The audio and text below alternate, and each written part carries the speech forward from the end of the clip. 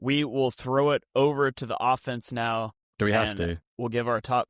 Do we have to? We do have to. Sorry, do you want to just do can we get a special teams expert in? Any special teams experts around? Anyone know lots about special teams?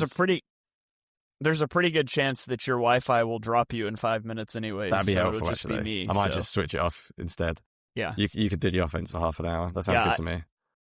I thought maybe you were just doing a bit where you were going to no-show the offensive part, like the offense no-showed the second half, but not to give you any ideas there. No, if it goes now, I'm not joining back in, so it's all good. It's on you.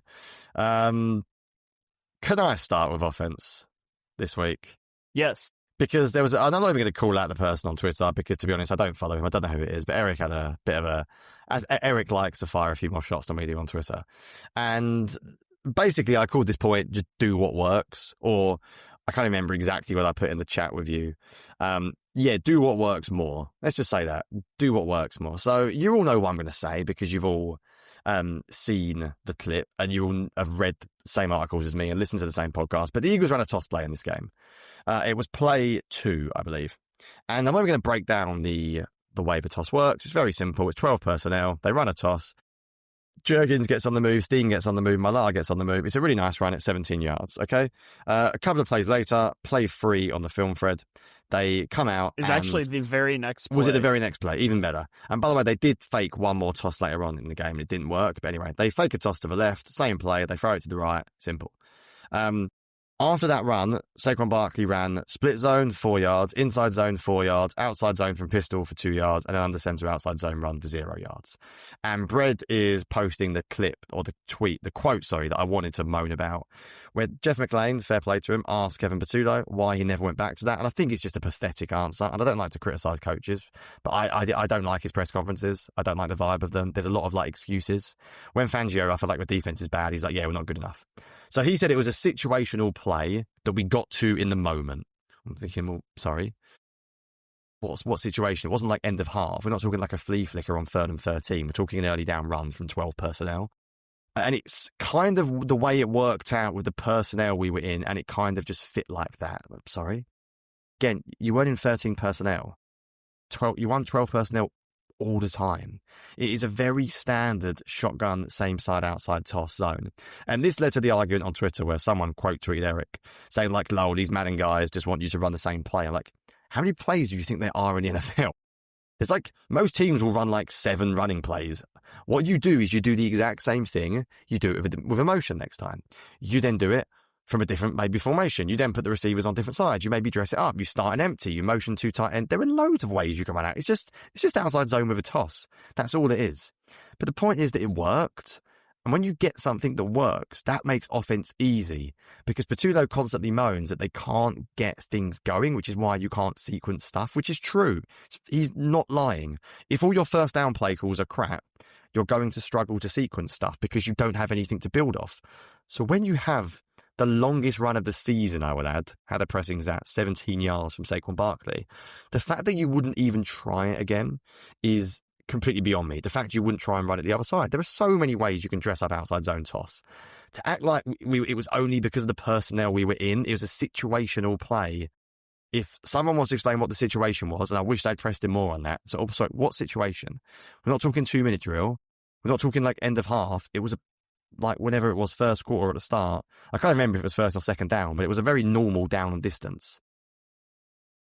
I think it was a pathetic quote, and I think it's a laughable excuse in many ways. And I think, basically, as an Eagles offense, I go back and forth between they do too much or they don't do enough. And I'm actually going to start leaning on the fact that maybe they should just run their bread and butter plays more and slowly build off it. So when you have a run play that works, stick to it at least a few more times. Doesn't mean you have to run it in the exact same down and distance from the exact same formation. But it's really not ignorant, but it's sort of... It treats people as stupid. I think fans are stupid when you come out and just go, it was a certain I'm like, that's just a rubbish excuse. Just be honest and say you didn't call it again. Let's be honest about it. You probably saw it work, ticked it off, wanted to get into it. Just say you wanted to do other things. You didn't think it would work again. And by the way, you can be honest and say the Broncos fronts were changing. The Broncos left their edge defender wider to stop it. You can say things. We're not all idiots. Don't just say it was a specific situational thing, because it sort of belittles us as fans that we're that thick. that we don't realise that you can't just run the same play every time. But yeah, that quite annoyed me. I don't know if you felt the same, but it was a little bit of like, I know more than you and you don't know about the situations we do. And I was like, get out of here. Well, some of us are that thick because we think you can't call a toss play twice in the same game. Yeah, you can't. You have to run a different run play every time, Shane. For inside zone, outside zone, trap, wham, crunch, duo, outside zone toss, then hit counter, then counter bash, then QB draw. And that's why the Eagles can't run more than 11 runs in the game, Shane, because if you didn't hear, you have to run the same run. You have to run a different run every time. You can't run the same play more than once. Someone better tell Shanahan and McVay, because Shanahan's been running a lot of outside zone. Someone better tell him that he can't run it more than once. Or they're going to struggle on offense. I said this in the Discord, but Sean McVay talks all the time about the illusion of complexity, yes. Which is basically that he runs like 5 plays over and over from different formations and alignments and different window dressing before, but it's the same thing, and that's his quarterback can read the same thing over and over. The defense just doesn't know what's coming. Yeah, not us though. The Eagles have like gone the other direction. We'll be simple and also not try to make it look complex. Yeah, in fact, I'm looking now. I digress. They only ran like 7 runs, but only one of them was the same. They ran split zone twice from shotgun 11 personnel. That was it. Every run was different. Different personnel, different run. That's just madness. But anyway. All right. Well, let me go to my first point, and I'm going to go out of the order I sent you, but I want to tell you how you lose a game from 2nd and 1. And so late in the game, the Eagles trail by 1. They get 9 yards on first down off of a little RPO, which I'm going to get to RPOs in a minute. Yep. They get to a 2nd and 1, and they run another RPO. And they're going to get an illegal man down penalty on Tyler Steen, number 56 here, the right guard. The broadcast tried to excuse Tyler Steen on this. This is not excusable. He knows it's an RPO. He knows that with an RPO, you cannot go more than a yard downfield without engaging someone because there's a chance of a pass. This isn't like Jalen Hurts fumbled the handoff and then picked it up and threw it. This is in the rhythm and timing that you would practice this play. And just watch Steen immediately go to the second level. Like, just combo block with Lane Johnson and drive that guy to the linebacker that you want to block. But he just runs straight there. And so what should have been a first down is penalized. You get to 2nd and 6. Okay, mistakes happen. This has been a mistake for the Eagles for a long time, but mistakes happen. Okay, so we are 2nd and 6. The Eagles go under center for the first and only play of the game to do what they only do from under center is run the ball. So everybody knows this is a run play. And Jonny, if you got this front and you wanted to run to the right side, left of screen, but right side easy, for the offense. Yeah. There's a lot of ways you could do this. One would be you could pin down with Tyler Steen. You could give Lane Johnson this block, and you could sort of block it up like this, and you get Cam Jurgens pulling through the C gap as a lead blocker. So you could try that. Maybe you don't want to do that. Maybe Jurgens' mobility is an issue, whatever. It's not, but maybe it was. Well, how about we could double team this defensive tackle, and we could sort of double team here, and we could run duo, and we could duo to the second level to these linebackers. Or we could ask our center, who is excellent in space but struggles against bigger guys, to reach block this defensive tackle to get to play side. Who is quite far away. And he could get totally blown off of the ball and blow it up completely. Like, if you want to run from under center and just be predictable, you could call a better play based on that front. Do you think there's so then you get to... Sorry, do you think there's some arrogance in, like, I've never really thought about this, but maybe they think the offensive line's better than it is? I'm not blaming Stoutland here. Maybe they've almost drawn up, like, I'm speaking aloud. I'm literally thinking this while watching that clip. Do you think there's like an idea that they're calling plays and they're designing plays as if their offensive line's still elite? Almost makes you wonder, like, I know it sounds really stupid. So let's say Jurgens wasn't out there and whoever their backup center would be, Drew Kendall. I wonder if they'd give him an easier block and it would almost benefit the offense. Obviously, I'm not saying I want Jurgens to not play, but you get what I'm saying? I almost wonder if, like, they're calling plays like they've still got this elite offensive line. And they don't. I'm just wondering. So spitballing an idea on the pod, but as I'm watching that, I'm thinking that's a tough block to ask Jurgens to make. If Jurgens is a 5th-round rookie, are they asking him to do that, or are they simplifying things? We talk about simplifying things at every other position on the pitch, don't we? We talk about simplifying things for everyone. If you've got a young player not playing very well, simplify it. Doesn't feel like they're helping the offensive line. I think the run scheme design and everything is way more of a problem than individuals on the line this year. The amount of time, Shane, in this game, when they ran the ball, the Broncos were just charging down the field because they had zero respect for play action from this team. Makes it really tough on the O-line. Yeah, it's certainly a possibility. And in this situation, it's just a throwaway play. Like, you could have reasonably run for a first down if you just blocked it in a way that made sense, but you didn't. And so you get to 3rd and 6. And now the Broncos do what every team should do every play against the Eagles, which is just line 7 guys up, 6 guys, 7 guys up across the line of scrimmage and drop 3 of them out into coverage. The Eagles are going to keep their tight end and a wide receiver into block, or to chip block, because they condensed them for no reason to make it really easy to disguise where pressure is coming from. And they're just going to get blown off of the ball. So this is 2 chip blocks against a 4-man rush, or excuse me, a 5-man rush. And there's a guy untouched to Jalen Hurts. And so you've got to get the ball out fast. And then we get to 4th and 4, where you call up a good design. You're going to motion the running back out. You realize we're in man coverage. We're going to take our shot down the sideline because they're sitting in the slant windows you've been throwing all game against these looks, and Devontae Smith executes it for a huge 4th and 4 conversion, except there's a penalty. And you know why there's a penalty? Because you got to the line with 11 seconds on the play clock, and your receiver didn't get fully set before you sent Saquon Barkley into motion, and then he couldn't get set, and it's all procedural.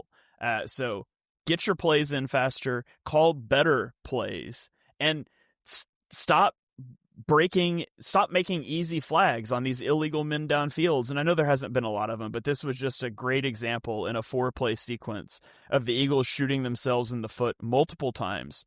Avoidable penalty, predictable run with terrible blocking scheme, going condensed for no reason and allowing yourself to give up a pressure, and then running a great play with a procedural penalty. And that kind of sums up the Eagles' offense in this game. What have we said all year? Small stuff, minor details, sweat the small stuff on every play.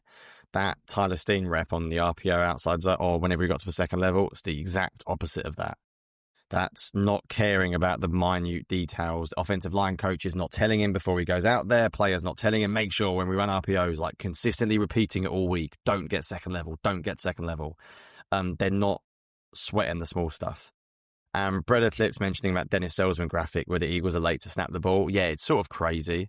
Again, it screams a little bit of like arrogance to me that like the way we do it's fine. We don't need to change, which I think is sort of laughable. Shane, I think neither of us, by the way, this week are even going to talk Jalen Hurts in the passing game. So if those of you wanting to hear us like slate 2x2 and the way they can't beat zone, I don't know what else to tell everyone that I haven't said the past 4 weeks. They don't know how to beat zone. Their concepts aren't good enough. I don't think it's a Hurts issue. I actually put these numbers in the Patreon Discord yesterday, which you should be following, of course, or subscribing if you're not. You can get into the Discord, and I just simply posted Jalen Hurts like EPA versus zone, and it's by far the worst year ever, like by a significant distance. He, as last 4 years, has averaged 0.2 EPA per play, 0.092, 0.131. This year, negative 181. Like, it's just significantly his worst. So you could talk about, is it Hurts? Is it the scheme?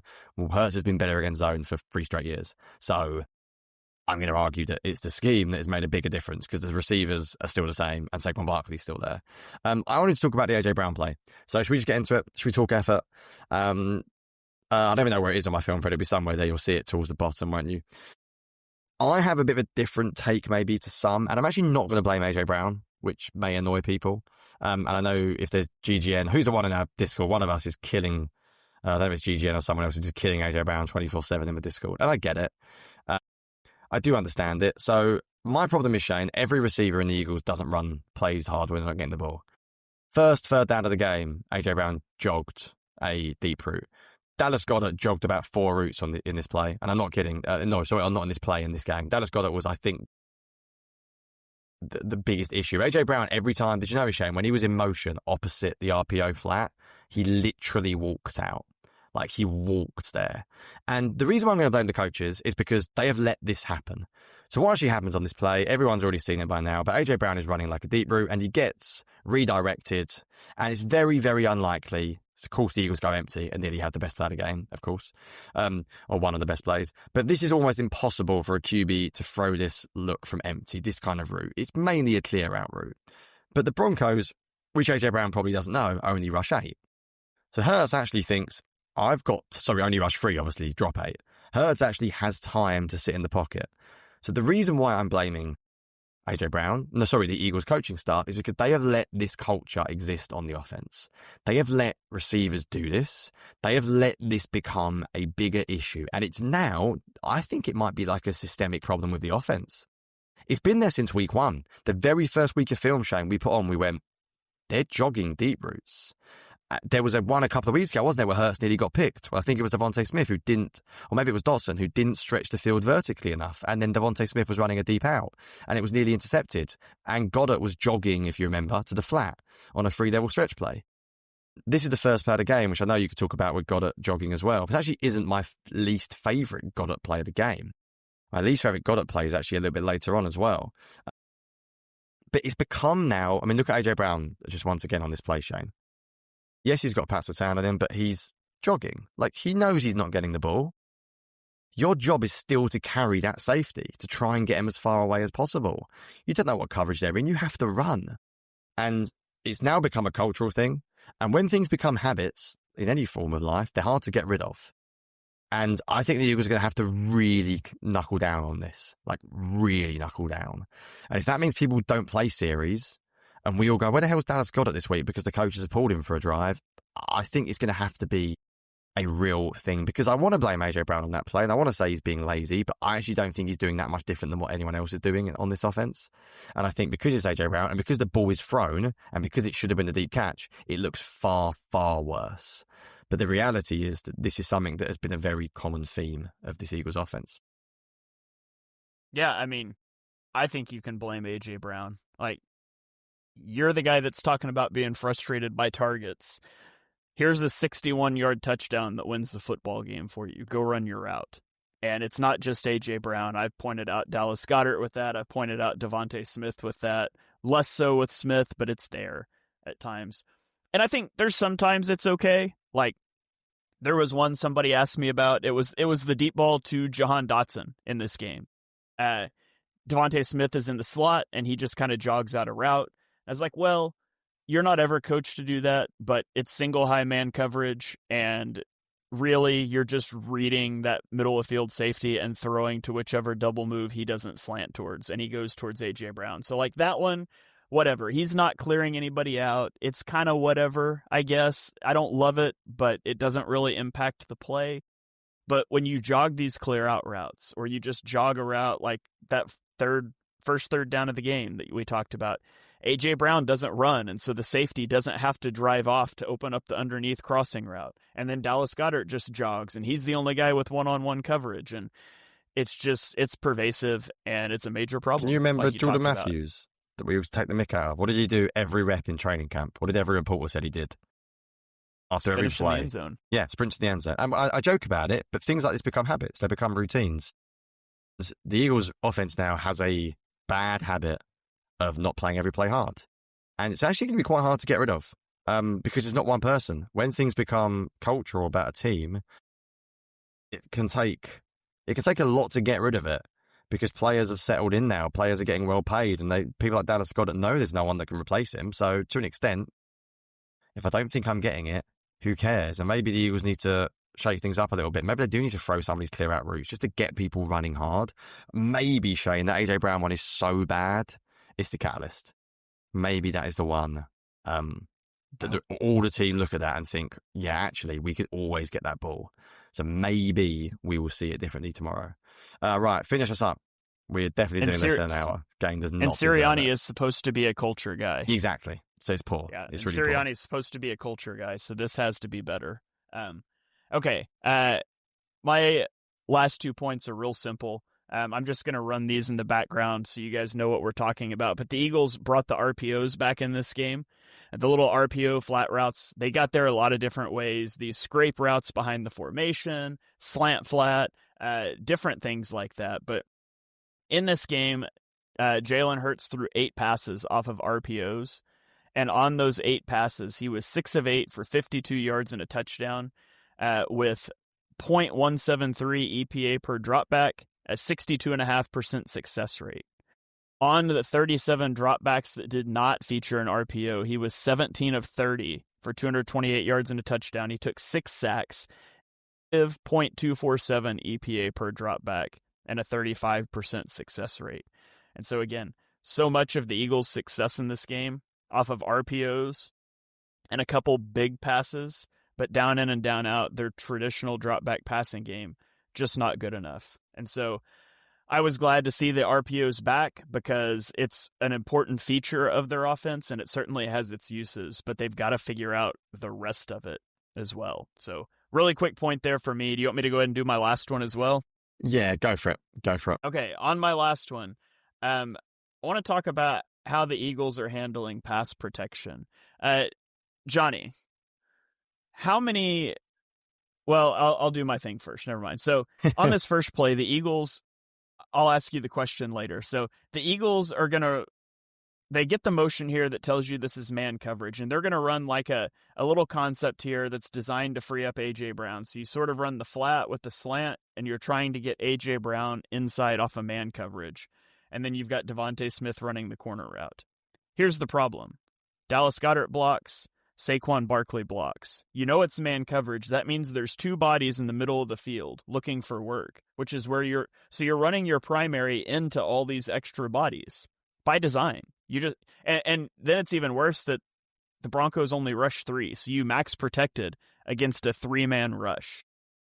And then here's another one where you're going to keep the running back in to block, and the Broncos only rush 4. They bail 2 guys off of the line, and despite that, Saquon Barkley still stays in to block. Yeah, He's he needs not to get reading out anybody. quicker. He's just kind of standing there. That, again, coaching. Yeah. You can run. He needs to... Yeah, you can tell running backs Right. to block, and then if their guy gets into coverage, get out into a route. You don't need Barkley there. He's completely wasted. You're basically down with 10 men on that play. It's a really good one to call out. Yeah, and then on this last one, you're going to have the running back block. You're going to have the tight end chip block. And by the way, watch Dallas Goedert get out on this route with a lot of urgency after he chip blocks. But it's only a 4-man rush again, right? So Saquon's in to block. Watch how awful this route is from Goedert. And you get sacked with a 4-man rush when you blocked 6 and you chipped. There were 37 non-RPO dropbacks in this game. A running back stayed in to block on 14 of them. And a tight end stayed in to block on 7 of them. So 50% of non-RPO dropbacks had an extra blocker. This season, the Eagles have kept Saquon Barkley in to block on 53 snaps. Oof. Last year, how many snaps do you think they kept Saquon in to block, Jonny, in the whole season? Maybe even less. I don't think he blocked very much at all because Shipley played up. No, not Shipley, Gainwell. 44. It was actually just a little more. It was 63. That's so still mad. He has 10 snaps. So 10, yeah, from 3.9 snaps per game as a blocker last year to 10.6 snaps as a game as a blocker. That's a great spot. And some of that is the Shipley factor for sure. But Dennis Selman put out the stats 2024 to 2025. Last year, the Eagles had 5 guys out on routes on 73% of their pass plays. This year, it's only at 58%. And so one reason why you can't beat zone coverage. It's hard to stress zone coverage when other teams have to cover 1 or 2 less guys. Do the maths. If you're putting someone to block 50% of the time and you're only releasing 3 or 4 defenders, how are you going to put a zone in conflict? Don't have the bodies. You don't have the numbers to do it. Surely they go empty more tomorrow and we see some more stuff against zone. But who knows? Right, you know what? I'm going to scrap my last point because I'm going to do something else because I actually want to touch on your RPO points. I think the RPO point was really big this week. I think it was actually, despite the fact the offense was annoying, it's a big thing we should talk about because it was a very different way of playing offense compared to the last couple of years. I was going to talk about destroying single high man coverage, but I feel like everyone by now knows the Eagles destroy single high man coverage. Do I need to show Saquon Barkley beating Alex Singleton? Probably not. So I want to look at play 6 on my film, Fred Shane. This is a really niche point, and it's going to annoy. If you're not really into like the schematic weeds, then this point's probably going to bore the hell out of you. This play really annoyed me. And you're going to watch this and think, what the hell are you on about? Why would this play annoy you so much? Because if you just roll the play, it's a standard inside zone run.